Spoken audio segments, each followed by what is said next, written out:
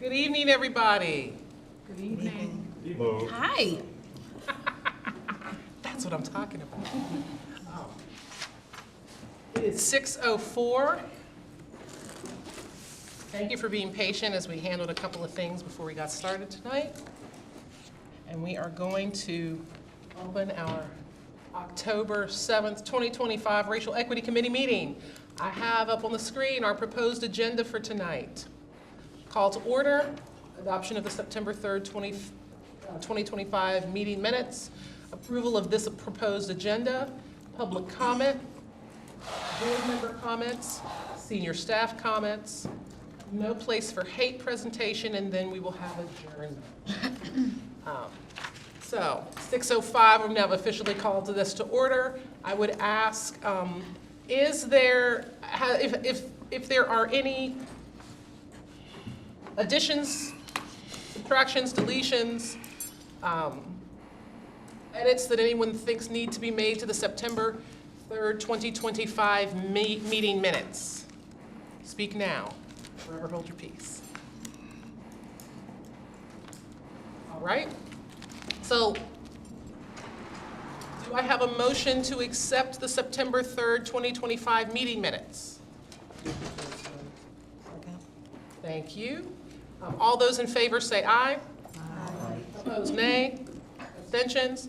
Motion carries. We have approved our meeting minutes. As far as the proposed agenda for tonight that I have read to all of you, do I have a motion to accept the proposed agenda?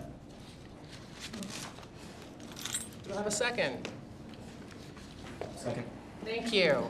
All those in favor say aye. Aye. Opposed, nay. Abstentions? Motion carries. We will now move on to our public comments section. The Board Racial Equity Committee views public comment as an opportunity to hear concerns of the public with the understanding and expectation that it is not considered a question and answer platform with committee members. Consequently, the committee will not provide a response to public comment presented in its meetings or by submission of a written comment, although it may follow up with the individual as appropriate. In order to have an orderly presentation of comments by the public and to maximize the opportunity for public comment, students, individuals, and organization representatives shall be limited to 3 minutes for their public comment. When the timer sounds, you will be asked to complete your sentence. So we have, is the sheet? I think the sheet is not. We have Dawn Lynch. Okay. Well, we do have one person that has signed up for public comment, and that is Dawn Lynch. Welcome, Dawn. Thank you. Good evening, Racial Equity Committee. My name is Dawn Lynch, and I am an educator here in FCPS. I'm speaking as an individual tonight, and I just wanted to say thank you for your report to the Board of Education meeting last week. It was very informative, and what I found most helpful is the continued work with SOCA. I think it's very important that we continue to support our young people, our students, and to continue with efforts of funding the program, and I hope that continues to move in a positive direction. And then also, I wanted to specifically say thank you, Madam Chair, because of your comments clarifying color versus people of color.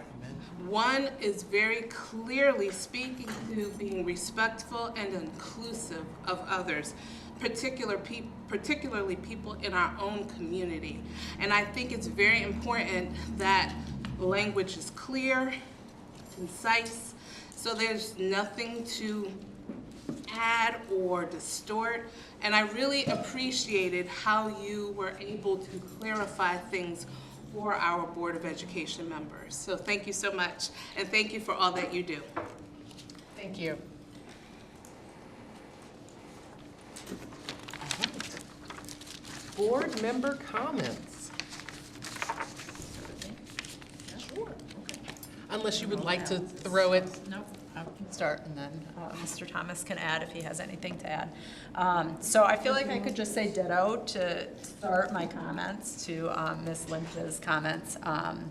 I wanted to start with my gratitude to our co-chairs for the presentation to the board of the annual report. And yeah, being able to really lead that dialogue with our board members and highlight what the successes have been and the challenges and what the road ahead holds for this committee. So I really appreciated that, and definitely would encourage anybody to go back and watch it if you didn't have a chance to see that.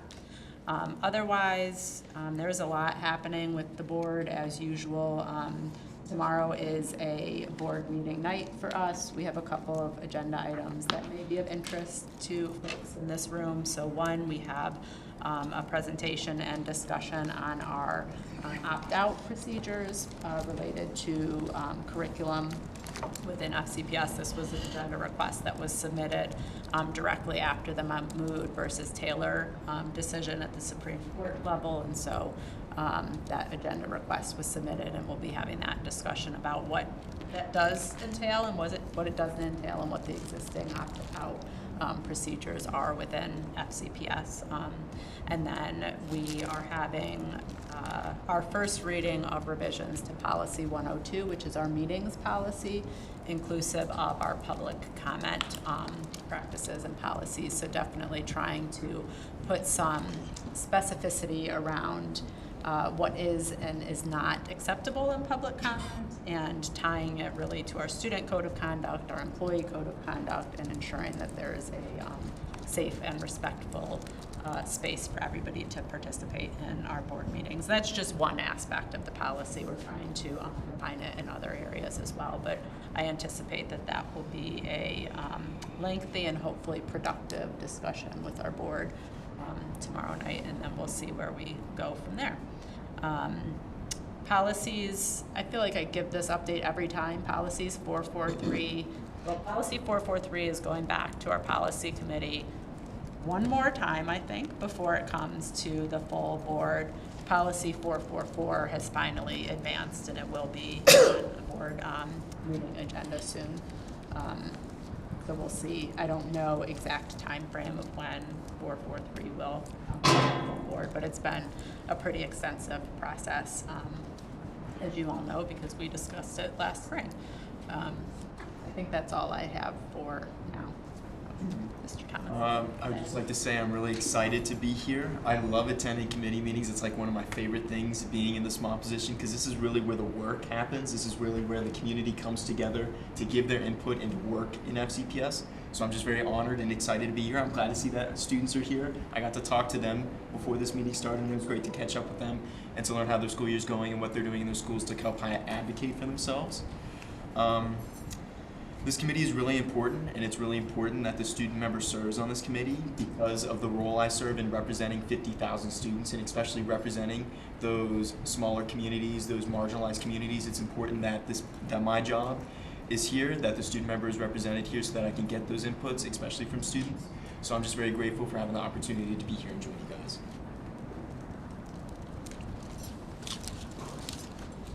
FCPS senior staff. Okay, I'll start, and certainly won't repeat anything relative to the board presentation, but thanks to the co-chairs and all that went into preparing all of that. As President Gallagher said, we're in a time where there's a lot that is going on, particularly around matters of equity, and it is really difficult to navigate these discussions because there are a lot of varying opinions and thoughts and perspectives and those things. And so my only comment is to thank you, President Gallagher, for your leadership during this time. I recognize, staff recognizes, and this committee recognizes the challenge it is for you to continue to keep the work moving forward, continue to keep the system moving, and you've done it with grace and with poise, and I just want to thank you and give you accolades for the work that you have done and will continue to do. So thank you.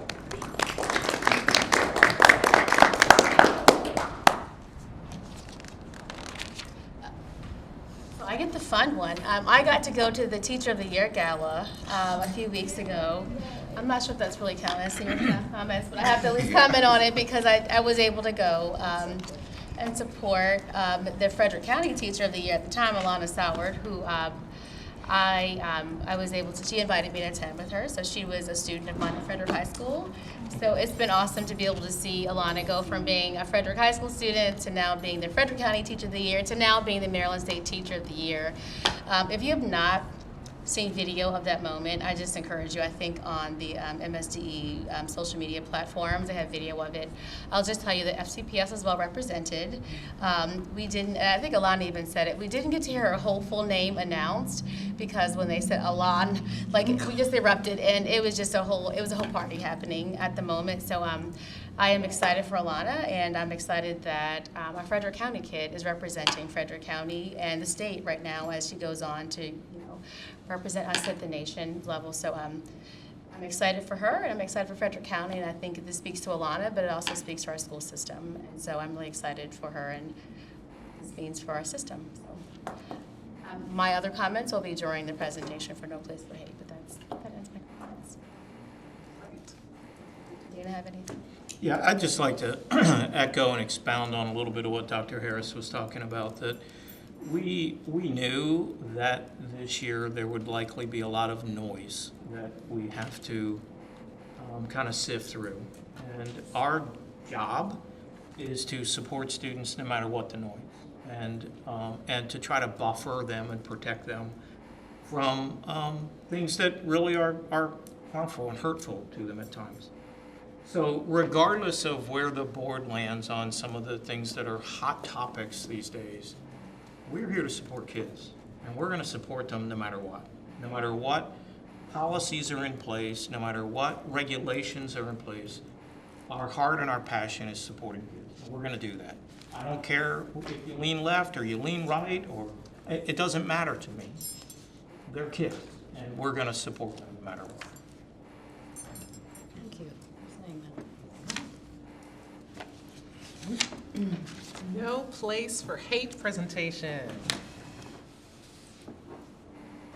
Okay, so are you going to start off, Dr. Harris? No, you can go right. I was like, are you going to start off, Dr. Harris?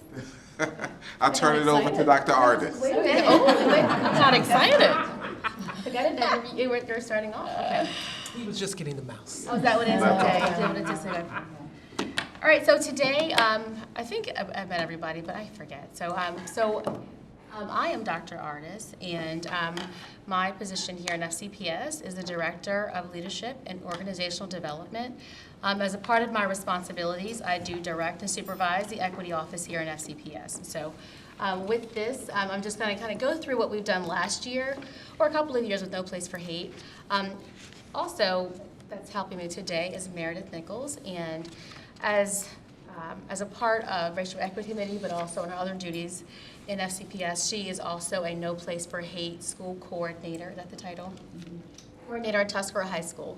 So as I present, Meredith will also be helping me give some lensing about what happens at the school level as a coordinator, but also from her perspective at Tuscarora, what happens with the actual school. Yes. Oh, okay, go ahead, Dana. Okay. We should have just let him do it. I know, okay. Thank you, Dana. It's okay. Oh, I don't need You're that. welcome. Don't need it. Oh, you meant the other one. The other Dana. Other Dana. Okay, so with No Place for Hate, I just wanted to give you a little bit of background. So it is an Anti-Defamation League program, and the purpose of the program is really to support and improve school climate. It's a pre-K through 12 program, and FCPS, we have implemented it at the elementary, middle, and high school levels. And the program really is overall about combating bullying, harassment, and intimidation throughout all of our schools. And so, although it is a program supported by the ADL, it's really an overall anti-bullying program that's really intended to give student voice in their schools and to be able to empower students to be advocates for No Place for Hate in their school communities. And so a part of that, what I want to do for you is there is a video that the No Place for Hate ADL's put out. I'm going to play that video for you today. I did not test out the audio. I'm just realizing that, so hopefully the audio is working today. So I can't campus a more friendly and enjoyable place.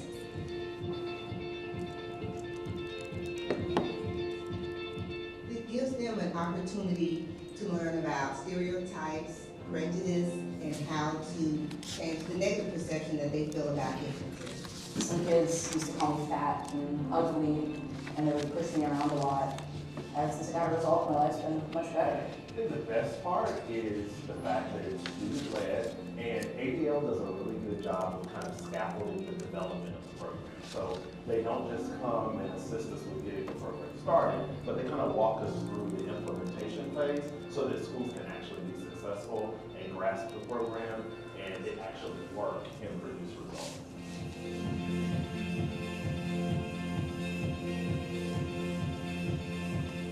At the beginning of the year, we make sure that the kids are coming up with the ground rules and the norms for the classroom so that they feel included and they feel part of it. Building them up is really important for me and making them aware of how impactful their actions and their words can be. So I just really want to help make our school a better place.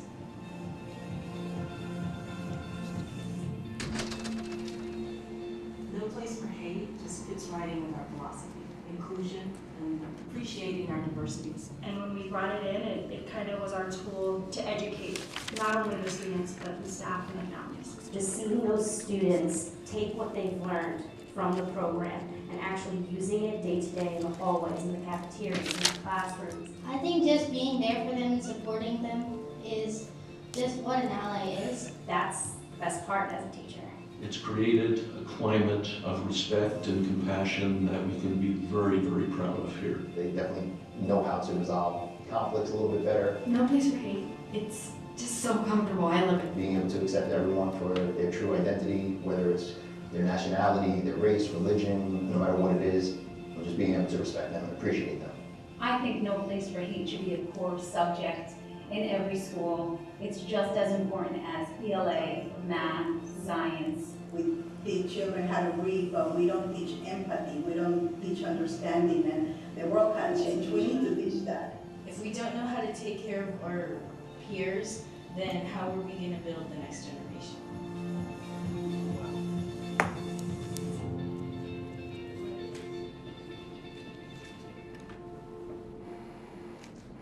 So that's an overall summary of what No Place for Hate is. Oh, let me go back. I'm sorry. And so when people ask, like, why No Place for Hate and why do we do this? So if you may recall, back in spring of '24, we had a third-party group that came in and did an equity climate survey for FCPS. Now, a part of their findings, I listed here recommendations. And so here are 3 of the recommendations that I just wanted to highlight that really ground our work in FCPS. And so prioritizing inclusivity and addressing disparities, and to provide targeted support for stakeholder groups. So when we talk about stakeholder groups, it just doesn't mean students. It means students, staff members, and community members. And so with No Place for Hate, as I talk more about the program, you'll see that that program really does bring those 3 entities and those 3 stakeholder groups together. As far as embracing continuous improvement by adopting initiatives based on stakeholder feedback, we talked about elevating student voice, but again, with No Place for Hate, that program really brings together student voice, staff voice, and community voice. And so we felt that this program really does speak to that. And lastly, of course, ensuring ongoing staff training for inclusivity practices and addressing offensive languages in the classroom. So as a part of No Place for Hate, coupled with some of our training that we've done throughout our system, we really felt like this was a good marrying of our modules that we put out to our schools, but also supporting the students in the school classrooms. I keep wanting to do this, but this is not the right way. Additionally, last spring, maybe I can move this up. Can I move this thing? Because last spring and last February, we also present to the board. When it comes to our Goal 5, which is student and staff experience, our KPI 16 speaks directly to the boards or our goal to have 90% favorability when it comes to our student and staff experience, especially when it comes to safety and climate in our schools. And as presented last year in February, you'll see on the right side especially, we have quite a bit of work to do when it comes to be favorable when it comes to respect and our students' belonging. So at that time, we had 72% of our students having a favorable response to the questions of, do you feel respected in school? And do you have a sense of belonging? And is racism a problem in your school? Only 72% of our student body at the time had a favorable response to that. So coupled with the findings from the Equity Climate Survey, also with the student perspective given in the perceptual survey, we just knew that we have quite a bit of work to do. And of course, with anecdotal and other things that we do in our office and responding to situations. So this really grounds the work that we do and being more intentional about having a program that our kids can kind of take hold on and take leadership in their schools for. So 2 years ago, for school year 24, we had a pilot year for No Place for Hate. During that year, we had 3 schools that participated in No Place for Hate. And though I think in that year, 3 of those schools earned designation through the ADL to be schools for No Place for Hate. That summer, we did lead a systemic initiative to educate our school community about what No Place for Hate is, the level of support that we can provide systemically. We also had the ADL come in and they co-presented with us to our schools to say this is what No Place for Hate is, this is what we can do. And as you'll see, the following year we had 21 schools that signed on to be part of No Place for Hate. This is last school year for the 21 schools. Last school year we had all 10 comprehensive high schools participate in No Place for Hate, and you'll see the breakdown there. As of about 2 weeks ago, you see what the SY26 numbers are right now. There is still time for our schools to sign on for No Place for Hate, and a little bit I'll go through the timeline and what that looks like. So as of this school year, we do have an increase in the number of schools that have signed on to No Place for Hate, as word has got on about. I have a question for you. Why would a school remove themselves? I'm curious. You went from 14 to 8. Why would someone remove themselves? Great question. So I'll tell you, last year, part of the ADL, so part of being part of a larger systemic program is accountability for the programs that you do, and there was quite a bit of paperwork. So, and later maybe Meredith can speak to that level of paperwork, but instead of just having a program to have something, the ADL does require there to be certain criteria that are met and there to be certain paperwork and write-ups to say how it met the ADL standards and how it accomplished certain goals. And so some of the feedback we received from schools is that the paperwork did become a little bit cumbersome. And so some schools said, you know, we can start to do this work maybe not through the ADL, a No Place for Hate program, but we'll begin to initiate our own. So not the whole answer to why some of the schools didn't participate, but I can tell you right now that some schools did speak to the fact that there was quite a bit of paperwork with the activities, and with everything shifting and changing, they were looking to do some things that maybe didn't have such an oversight at the ADL level. The other perspective is all of our schools must have a school improvement goal that addresses the needs of students and elevating student voice. And they can do that in a variety of different ways.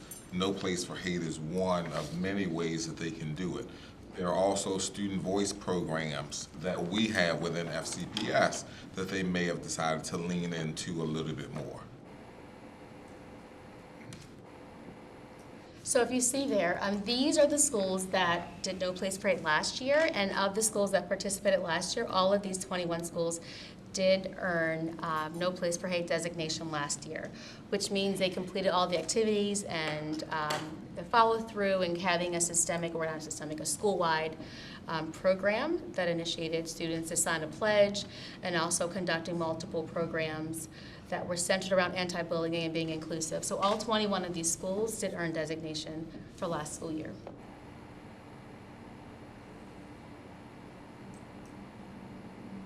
As far as the timeline for No Place for Hate, I mentioned before that there is still time for schools to participate and sign up, because right now we're in the middle of the time where schools begin to develop their No Place for Hate committee. And the No Place for Hate committee, and part of what we unrolled, I guess, summer 24, was really what that entails. This looks like a really big, scary program. Oftentimes the schools, I've had schools that have said, Carrie, I only have 5 people, and guess what, 5 is enough. And so what we really have talked to schools about is when you have some early adopters, as they're called sometimes, we've learned that just having 4 or 5 students in a school that are committed to do this work is oftentimes enough to get it rolling and going into school.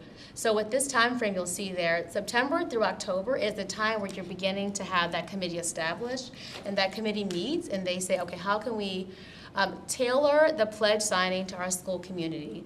And I'll show a few slides in a second where our schools are really tailoring to the pledge signing to their school community and what the school culture is and how they've been able to really distinguish it amongst other pledge signings. But right now, we're in the middle of schools deciding if they're going to sign up for it. So to your point, Mr. Barlow, those schools might end up signing on to it for this school year. They just maybe haven't done it yet this year as well. But we're in that time frame now. Yeah.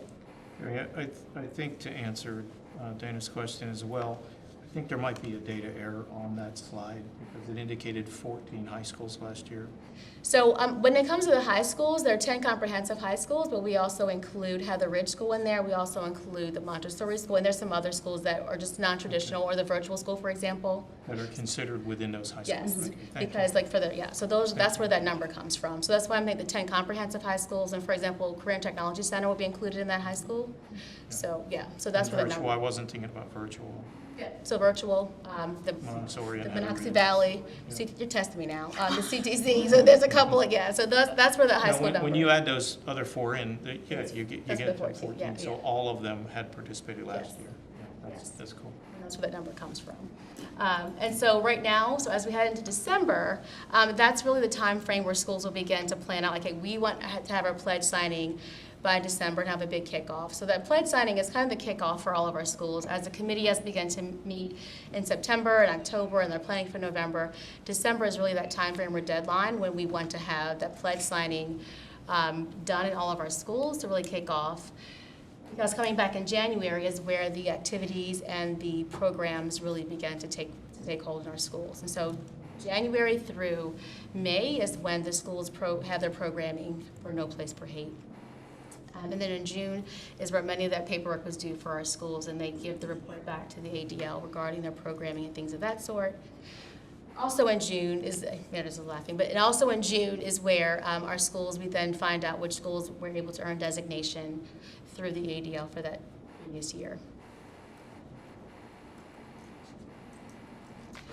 So as far as and I just wanted to put this in here because we do support Centrally with the No Place for Hate group, and I think that's a relatively unique component of the way we do it in Frederick County. And as we begin to meet with the ADL representatives in the Washington office, they have said that, you know, us supporting Centrally has been pivotal in our work in being able to spread it throughout our county. And so Centrally for FCPS over the past year, our central team has supported last year in registering all of our schools for No Place for Hate. And so as a means of helping schools, because we know that they're very busy and getting into this initiative may have been a little bit scary, honestly, sometimes. And so we really did our best to help and support the schools. By registering the schools, we offered support with Canvas. Canvas is the platform in which they keep track of their programs and all of their paperwork. We also helped just be a liaison between FCPS schools and also the ADL. So if there were questions, oftentimes school coordinators would call our office and we would answer the question and or contact the ADL to give them, to confer with them to give them the answer that they needed. So we really were a resource for our school coordinators as well as our students, being able to lens some programs. Along with this, I'll say this, you know, sometimes when people looked at programs that might be on the website, maybe they didn't directly align with what FCPS's initiatives are or FCPS's way of doing equity. And so that's also a lens that we were able to support through the central team to say that doesn't quite align with what we're doing here in FCPS, but that really did give our schools a sense of support and even efficacy to do this work at the school level.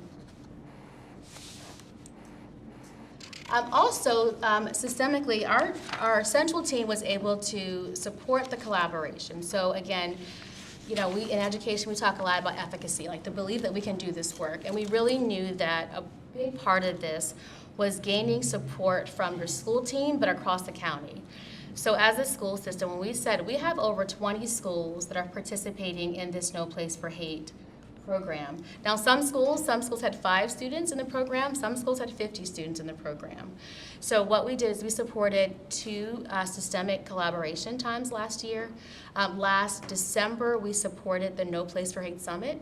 And at that summit, we invited representatives from every No Place for Hate team to come to a central location and really begin to talk and collaborate and problem solve together and share together and really build community. And I know, and Meredith will speak a little bit about that, how her school and another school in the county were able to just connect, and they were sharing, I don't even know what they share anymore, but to connect, not phone numbers, but whatever they shared to connect with each other, they were just connecting with each other across the county to support each other in their initiatives. The second of the school year was the Changemaker Summit. So we've had that for several years now, and last year the Changemaker Summit was specifically focused on the No Place for Hate students as well. That happened in, I think, April of last year, and again, we brought the No Place for Hate leadership of each school together and just said, okay, how has the year gone with No Place for Hate? What are some lessons learned? How can you support within the school, and how can you support throughout the county? And each time there were about 100 students that were present at each of those summits. And initially it was a little awkward, I'll be honest with you, the second one, because we forced them to mix themselves up. And people laugh. Yeah, so when they came in, we did allow them to sit with their school teams, but I think by the end of it, they really did gain some new perspective from other schools. So that's part of the work that No Place for Hate has. And I'll just, yeah, so we systemically supported the collaboration among student groups, and of course supporting the different coordinators amongst the buildings, just encouraging them to also touch base. And during that second session in April, the coordinators were also able to have a special time to talk and discuss about the successes, the challenges, and how they can collaborate and coordinate amongst the county to really support the work. And I just want to give a little bit of a high level, summary of some of the experiences. So this is a picture of our No Place for Hate coordinator at Linganore High School. And I wanted to highlight Linganore High School because they're one of our first, or early adopters, if you will, for this No Place for Hate. They're one of our first schools that took this on. They were one of our schools during the pilot year that did the No Place for Hate. They are in their third year right now. And I would say they were a huge support and leaders throughout the county, especially when we offered the summer 2024 initiative for the entire system. So the Linganore staff, as well as the Linganore student body for No Place for Hate, they gave their testimonials about what they were able to experience at Linganore. Again, this is challenging work, so they really were able to support the entire system and say, this is my experience, and these are the recommendations as you're ready to kickstart No Place for Hate. So again, Linganore is in their third year, and they have been going strong for the third year now. I will also let you know that last spring, the ADL also included one of Linganore's projects in their end of the year, like national ADL wrap-up video, and so they were promoted and highlighted in the ADL promotions that went out across the nation. So, and that's our team there. Frederick High School, so I mentioned the No Place for Hate pledge, and so each school is really encouraged during that No Place for Hate committee to tailor that No Place for Hate pledge to your school community. What would your school like to see? And this is a picture of Frederick High Schools. If you've been in the building, they have a glass corridor or glass walls. And what Frederick High did is they had the No Place for Hate translated into all the languages that are spoken at Frederick High School. So they had all of the pledges translated, and they posted all of the pledges on the various colored signs you see on the door there, and then they gave students glass paint markers, and they were able to sign the pledge on the wall. And they kept this up for a few weeks at the school, and so as students walked by the corridor, you could not help but miss. You could miss this. So No Place for Hate was very prominent in their school community and school body, and they heavily emphasized and encouraged students to sign up for it in the language they felt most comfortable signing the pledge in. Just a quick question. How does a school earn, I know you had said at the end of June, that's when you find out a school has earned their designation. Is it earned through the activities that they're doing? Yes. Is it on a scorecard? It's not a scorecard, I mean, and you can probably speak better to this, but as far as how you earn designation, it's completing, there's a few things you have to complete. I won't call it a curriculum, but you have to complete the pledge signing, and then there are 3 additional, or there are activities that meet the ADL standard for activities. And it has to be a school-wide activity, but they have to meet a certain criteria for all of the activities and completing It's the verification for each of those. Do you want to speak to that maybe? Sure. I mean, so in the first year, you're expected to do one activity. Tuscarora was also one of the first 3 schools. We were also in the pilot year, so we are also in our 3rd year. And so the amount of events that you do within the community increases as your designation gets closer to that 3-year mark. And so I guess I mean, as coordinator, the paperwork falls on me, but the kids are the ones doing the work.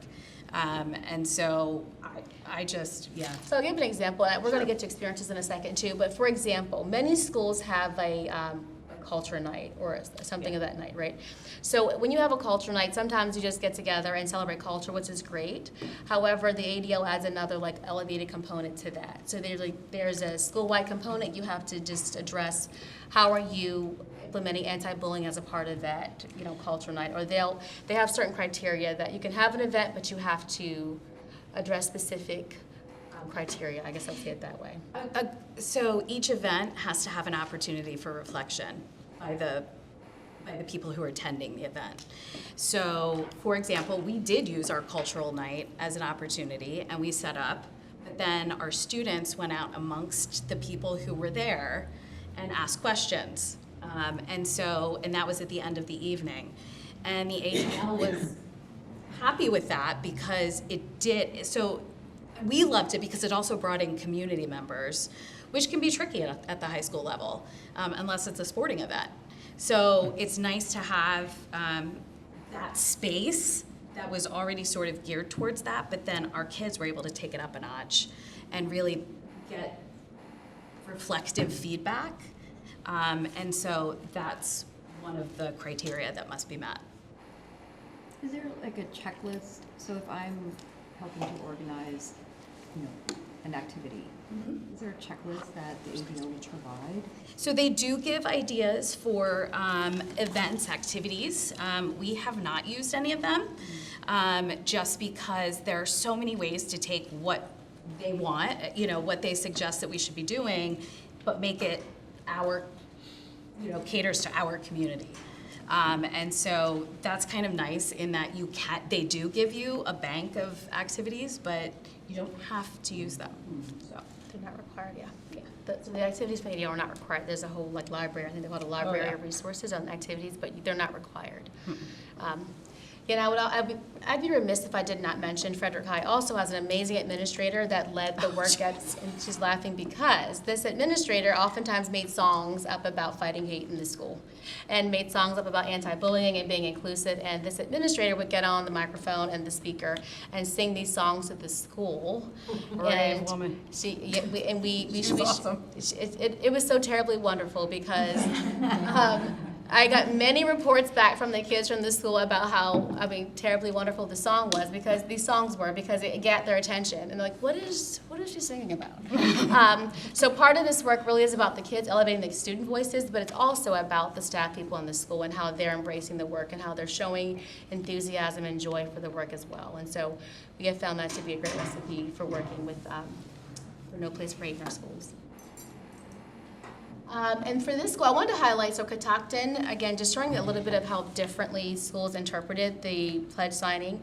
So this picture is Catoctin. They had a big banner created, and you'll see on the left side there, they have the No Place for Hate pledge, and that was written there. But then they had the mascot for Catoctin High School is a cougar. And so what they did is they commissioned a special cougar paw sticker, and for every student that wanted to sign the pledge, they had markers, and they had a whole ceremony and session for students to sign on the paw, and then students were able to go put the paws on the sign, and the sign was able to be hung in a common area at the school. And so this you'll see there, these are 2 staff members, the principal and one of the coordinators from the school, as they are also signing the pledge and committing to fight hate. But this is how they interpreted the No Place for Hate pledge signing. Do you want to share anything about Tuscarora High School before I go to the I will say it's as coordinator, it's really fascinating to see how schools have interpreted the pledge signing. We did ours in English and Spanish, and we had one of our committee members, who's a phenomenal artist, create a banner for us. And we decided, and thanks to our principal, for giving us a little money. But the way our students signed the pledge was that they held up a frame, whether it was just themselves or a small group, and then we took a small Polaroid, and then they signed that, and then that is hanging in our cafeteria. And so we just continue to add Polaroids to it. And so I thought that was really nice. So that's how we like it, but it's always on display. And again, so for this No Place for, we're gonna start? Oh, No, yeah, we're we're not gonna do not that. now, okay. But yeah, so again, for No Place for Hate, they give you the framework, and I'll say maybe guardrails, but it's really intended to tailor to each school community and to make sure that in that No Place for Hate committee, voices of the community are heard, and it's really tailored to that school community. So I just wanted to also highlight Catoctin again, and it's a little switch there. You'll see these are some students, because I had the privilege of attending one of their events. So for Catoctin High School in particular, they had a No Place for Hate pep rally. And when I got to go to the pep rally, there were a number of student leaders that were there speaking about their commitments to fight hate and why they were so committed to fight hate. There were a number of very inclusive games of tic-tac-toe, and there were students of all ability levels there participating in the races and the activities. There were staff members that were there that were sharing their commitment to fight hate at the school and to make it a more inclusive space, and to just let students know that, like, I am a safe space here at the school. If you need someone to speak to, like, I am here and available. So at Catoctin, that was something that was remarkable, and the entire school was invited to attend, and they did attend the pep rally, and it was quite an amazing event. At the conclusion of that event, they also had the pledge signing available to students as well. So if students were at the pep rally and they wanted to then sign on again to the pledge that they had not previously done in the cafeteria or whatever area the signing was in, they were then able to also go up and sign the pledge at the end of the pep rally. I wanted to also highlight Catoctin, because Catoctin, they really, I would say, also led our work with No Place for Hate as a feeder pattern. So Catoctin High School, Thurmont Middle, and their elementary schools in that feeder pattern, they really did collaborate together as a feeder pattern, No Place for Hate committee, and they even held a community night, a community dinner, and they got together and just talked about, as a community, as a feeder pattern, their commitment to fight hate and to be more inclusive and be anti-bullying throughout the schools. We're excited about that for many reasons, but I'll just say, you know, as we talked with them, it's about creating that commitment from pre-K through 12th grade. So as students continue going, whether it's from Emmitsburg Elementary, and then going on to 6th grade at Thurmont Middle, to go on to Catoctin High School, like, we're hearing the same message, that we are going to be inclusive and we're committed to being inclusive. And so that was exciting work that they begun last year in having that, and they do plan to make at least one annual event where the entire feeder pattern comes together and commits themselves to being inclusive and being against bullying in the system. So as far as us, like, this is a summary of what No Place for Hate is. Again, we have, you know, over 20 schools that have signed on to it for this school year. We have not begun the systemic work right now with No Place for Hate. We're still in that phase where schools are signing on to it and getting their committees together and just kind of deciding what they want to do for the pledge signing. That does happen every year, by the way. So the pledge signing is a brand new idea every year. They can come up with something new or different, or just use the same idea from last year. But that's part of the reviving of this program every year. You guys do the same thing. I know, but they won't do the same thing. Yeah, okay. But so it is an annual thing. So it's not assumed that because you signed on last year, you'll sign on this year. So every year. So right now the schools are in the middle of determining how they want to do their kickoff with their pledge signing, and hopefully we'll have all of our 20-some schools having that done by December. Anything you want to add before we wrap up? I have to say, one of the most amazing things is seeing students that may not normally want to stand up and take a stand, or students who are uncomfortable or maybe just not confident, to give them a place where they can lift others up. It's just incredible to watch. I have seen students blossom, and they wouldn't even speak up in class previously. It's not just a club, it is a committee, and so they understand that there are subcommittees, they do the work. It's really incredible to watch, and you were able to attend one of our events last year with our middle school feeders. We brought in our middle school feeders. We were blown away by Catoctin. I mean, it was phenomenal that they were able to do that. And so we wanted to start kind of pulling that in. Selfishly, we did that a lot because most of our committee graduated last year. So now we have brand new ninth graders that are ready to come in, and they're excited and they're ecstatic. So it was neat. They felt welcome before they ever got there. So it was really valuable. So I will say I'm very pleased with the program. I know my principal is pleased with the program, and the kids are.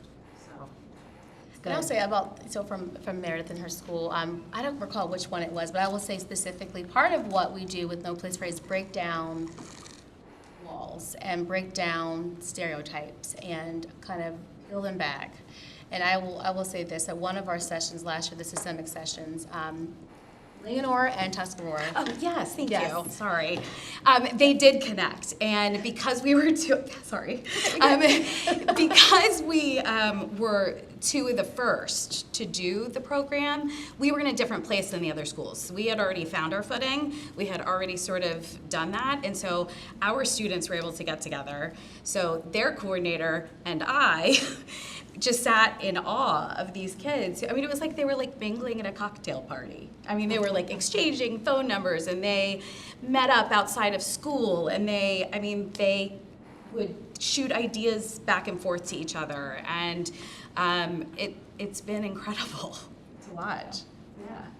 And so those students were able to make connections and again elevate student voice and empower themselves to work together to do it. Yes.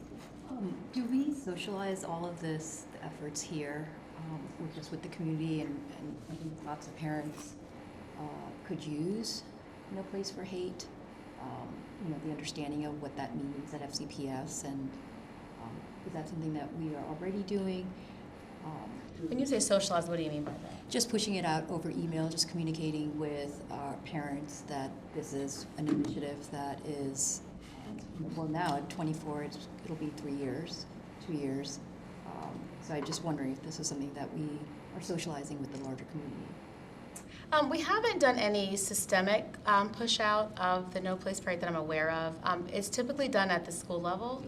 So because it's an overarching program, however, every school does something a little different in how they apply it and how they initiate the work. So right now it's really done based on the school and what the school has, in their, again, as Dr. Harris said, part of this also the school improvement plan. So this is part of many of our school improvement plan and how they're going to push it out. But I don't think we've systemically pushed out the No Place for Hate initiative. But every school, through their newsletter or through whatever correspondence with stakeholders, they've done it that way. And are all of the coordinators, they have to be an FCPS employee? Or they could be a parent volunteer? You could be a volunteer. Yeah. I don't know that you could be coordinator. I would say for us right now, to be a coordinator, you have to be an FCPS staff person, but to be on the committee, you can be a parent, because again, it's a stakeholder group. Mm-hmm. So it's a matter of bringing together the students, the staff, and the stakeholder group as determined by the school itself. So while the parents are not coordinators, because there's lots of also email. There's lots of communication that comes from the ADL as a coordinator. So typically, it's just a staff person at the school. So oftentimes in our system as well, there's been an administrator in our school, sometimes the teacher, it just depends on how the school has created the program with the committee. But parents in different schools are at different capacities, but they're on the committees for schools. So you have, though, as from your office, told all the schools about it to see if the administration and if a staff member was interested in taking it on. Absolutely. Absolutely. And it's voluntary. Yes. For the schools. Well, I'll say this plan last school year to not be violent, to be mandatory. No. System-wide. So I would say last year our comprehensive high schools were heavily encouraged to participate. So last year, and so that's also why you saw all of our comprehensive high schools. But as Dr. Harris said, part of this is in our school improvement plan, and so one of the things that we've done even from our office is we've laid out basically 3 evidence-informed, equity-driven ways for schools to really hone into elevating student voice. So this is just one of basically the 3 ways that schools can focus on elevating student voice. So we don't want to require schools to do this because it may not quite work with what's in their school improvement plan necessarily. So I don't foresee us mandating it to all of our schools. However, we do encourage them to do it, and if they want to do it, we are there to support in any way that we can. Because there are many other ways to elevate student voice, and it doesn't have to be through this ADL support program. But every school is aware, sure, and we put something out maybe a few weeks ago just to remind schools about it, all of our schools. Is there a central place for us to find out who the coordinators are in the schools that are participating?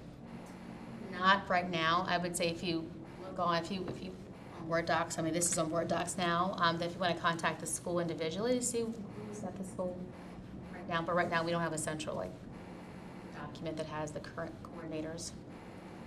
Do you think the main reason, just based on what you shared earlier, that deterrent here is the paperwork? I mean, I could imagine every school would want to participate, but again, it's the amount of paperwork. So I'll tell you this now. So one of the great things is that we have a great relationship with the ADL and their No Place for Hate office. And so we met with them, I don't know, a couple of weeks ago. And not just because of FCPS's feedback, but they have reduced the paperwork considerably. And so that has considerably reduced. And so I do think as schools find out that I don't know if I told you that, but yeah, so this, the paperwork has considerably increased, and to the point where they are now just having pretty much one documentation process that's going to be due in April, May. So in previous years, there has been a considerable amount of paperwork and accountability, and there's still that accountability, but now they've really condensed it down for this year. So I think as schools find out that it's been reduced, I think we'll see some schools sign on again to it. But the ADL has been very responsive, and that was one of the first things they let us know. We hear you, and they agreed. And so they talked and walked us through how they reduced the paperwork for our schools. Do you have a story about an elementary school implementing outside of like the Catoctin feeder elementary school? For No Place for Hate, I don't think so. I think that I don't think that any other elementary school last year. I think this year we do have additional though. But I don't think last year, off the top of my head, if we had any elementary schools that participated. I believe last year it was, but again, that was the second year, right? So we just heard about it. And as people begin to talk about it, there are more this year. But outside of the Catoctin feeder, I don't believe any elementary schools did it. I was going to ask, is it a principal decision on if the school decides to take on the initiative? Yes. Because I haven't heard anything about it at my school, and I don't know if it's shared only like with... Which school are you? I'm sorry. Boundary Creek Middle. And it's interesting because I'm in your feeder and you guys are doing really well with it. Weren't they there last year? They weren't on the symbol. Like I don't know if anyone else was, but I was reading all of them. That was how I noticed Catoctin. So part of that, I know they were a part of the feeder pattern work. Absolutely. But they may not have signed on to the official ADL No Place for Hate program last year. So this list came from us looking at Canvas and who was kind of registered through them. Now, with some of the feeder work that Meredith referred to, as Tuscarora wanted to reach out to their feeder pattern schools with Crestwood and Ballinger and bringing them in, they did some of that student voices work. But that doesn't necessarily mean the school individually was signed on to. We were hoping. Yeah, I mean, we wanted to encourage it as a feeder. But that's something we as parents can bring to Absolutely. School. Sure. Absolutely. And I'll tell you, during the systemic sessions, that was one of the challenges they had that they talked about was gaining momentum to do the program. Right. So I think if administration knows that you're interested and there is a core group of students as well as staff and parents, I think that will go a long way because that was one of the common hurdles, if I'll call it that schools that they talked about. Like, how do I get initiative? Like, how do I get the ball rolling with students to get them interested, to get parents interested? And so I would dare say that if there's a vested interest for schools, feel free to reach out to your principals about it. That's only concern at like the elementary level, like the student involvement. You know, like It's that's unbelievable easy. to watch what they've It's done. easy to get elementary school Oh students my gosh. I can speak to that. At my school, we do it at an elementary level. Okay. And it's a lot, you have to help the students Right. along and maybe give them ideas. Right. But we do things like assemblies where students speak to what is bullying, what's happening in the lunchroom, Okay. what's happening in the cafeteria, Mhm. creating videos that show how you're supposed to interact among one another. It's easy at elementary school. It's easy. And you want to start at elementary Yeah, school so that it goes to. It's so much easier to get the buy-in from them. I remember we did something where everyone traced their bodies, and you had everybody in the room write something positive about that person, or if they identified things they didn't like about themselves or that they had been teased about, everybody else would tell them something that they thought was wonderful about that or why it was wonderful.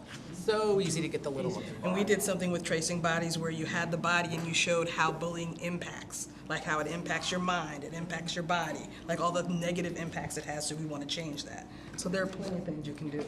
We were just thinking about my child.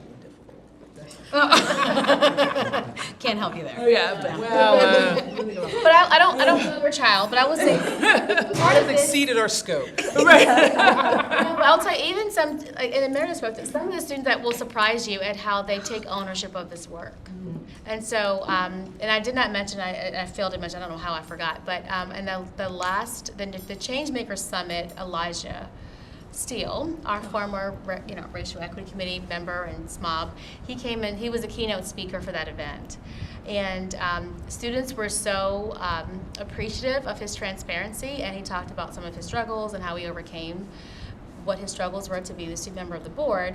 And some students that really were not social or just shy and just, they really just, it was a very powerful time of connecting with each other, and to students that, people that are extroverted oftentimes are like, they are a leader because they're extroverted, but people that were quiet and that were introverted were so empowered on that day to just speak up and really say, this is what's happening in my school and this is how I've been able to positively impact my school. So I just say that because even students that you might not think want to do this or maybe squirrely, I've seen some of those students really blossom through this program, and they find ownership and they find agency here to be a positive impact on their school. Yeah, so your child might take one and, really just. Be careful once you open that box. Yeah, so don't count that out. Yes? I was just gonna say, I think, because, I mean, I'm with Windsor Knolls and Green Valley, so this is the first that I'm hearing, and if it is up to primarily the principal to take this on, and I'm going to safely assume that all schools would want to do this, it's just really bandwidth and headcount limitation. There may be more to that, but I'm going to safely assume because of the paperwork and such. But I do think that if you see a list of schools within FCPS that are designated with their logos and their banners, we get banners. We get banners from It's a lovely banner. I just think there is some level of competition, if you will. Yeah. Parents that see, because whenever FCPS pushes out those first, Find out first. Yes, find out first. And there's lists of any kind. I'm always looking for my schools. Right? What's happening? Because outside of the teacher communication, I'm not always getting bulletins and updates. You get these very general bulletins, right? So I do think that maybe just a level of creating some social awareness around what this is, and this is how many schools we had in 24 and 25 and now 26. If parents are interested, even maybe getting PTA involved. I don't know, I just think that if parents see this and find out, oh, this is happening, but why is Windsor Knoll not involved in this? I'm gonna then, as a parent, reach out to the school to ask the questions. I mean, if you did it as once you have the dedicated list for this year, these are the people that took the pledge, then you're trying to do it for the next, the principals aren't necessarily getting a last minute try to do this. It's hey, here's who did it, who signed up this year, and then maybe you get the momentum by the next year. And I think there's a lot of parents that are would happily volunteer. You know, if we can identify a coordinator, an FCPS employee coordinator, but then there's an abundance of volunteers, because I know with Green Valley there is always an abundance of volunteers. I think that could help drive up, because I don't think parents are aware, and parents are going to be the ones that push. If a principal says no because for whatever reason, and then a parent is continuously pushing, and a group of parents start pushing, they may maybe decide to change their mind. Yeah, possibly so. I would say that if you want to have a discussion, I would say possibly talk to the administration about how they're elevating student voice. Because again, that's something that's required of all schools. And so this might not be the mechanism they've done to do that, but every school should be able to answer that question at least about how they've decided to elevate student voice in their school. So maybe it's not no place for hate, but that your principal might be able to talk to you about what their initiatives are. It might be through peer mentoring, for example. Maybe they don't have the bandwidth to also implement this, or maybe it's through different goal setting techniques and things of that sort. So, I mean, of course you can ask your principal, but I would also just maybe broaden it up a little bit to talk to that principal about how they're elevating student voice in their school. And they can kind of have that conversation. Typically, those discussions and decisions happen through the school improvement team. And so not only the principal alone, but the team of leaders, of staff leaders who determine how are we going to elevate student voice for this school year. So, but I think that question, how are you elevating student voice, is a better question as opposed to why not. Agreed. No place for hate. So I have a follow-up question just to clarify, because our school, when they do their school improvement plan, they have meetings with the community, with parents for input into that. Is that at all schools, or is that just because of? Oh, I don't know. It is because I know our school I'll is a Title speak to I, and I'll I know speak they're to- required to do some of that because of being a Title I. I know at Tuscarora, we invite parents and students to also be part of the school improvement plan, and be on that team. And so sometimes we have a lot of people, so I don't know if it's required, but It's required for parent reps to be Oh, okay. on the school Okay. improvement team, yes. Good. Our PTA president. Often it is affiliated with the PTA, but not. Is, We just have a PTA, so. But there should be parent reps. Yeah, we have an advisory council, yeah. They're having that meeting tonight, actually, right now. Jenny's missing. I sent my feedback already. So- Any other questions for No Place for Hate or seated? So we're excited to see what happens this school year. So we'll report back to see how it's progressed this year, but it's growing this year. And again, I think there are more elementary schools that are signing on this year. So still to be seen how many elementary schools do sign on this year. All right. Well, thank you for your time today. Thank you. I'll bring it back over. Yeah. I'll bring it back over. I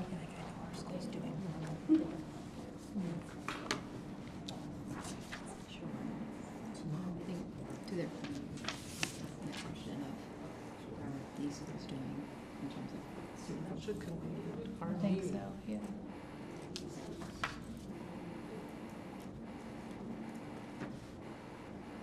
It's just a November 12th is a big meeting because Dr. Dyson. She will still be here. We are still on her calendar.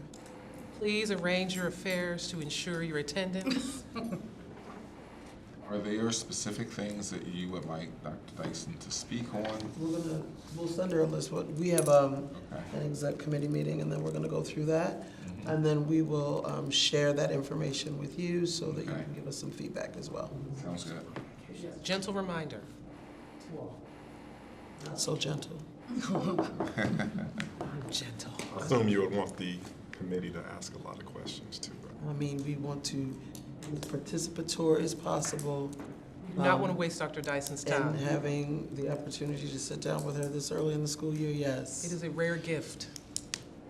Do you think it might be possible that we get questions, or the questions we're going to ask her at that time? So that we can also know what, think of questions we might want to have? Sure. Okay. And if there is nothing else, I will entertain a motion to adjourn. Wait, before that, if you have specific questions that you want to ask Dr. Dyson, email them to me, so we'll put a nice list together and share it out with the committee. Now. I Now take you two. do that. Take two. Adjourn. Thank you. Do I hear a second? Second. All those in favor say aye. Aye. Opposed, nay. Abstentions? Motion carries. Thank you all. I will call it. Time of death, 7:09 PM.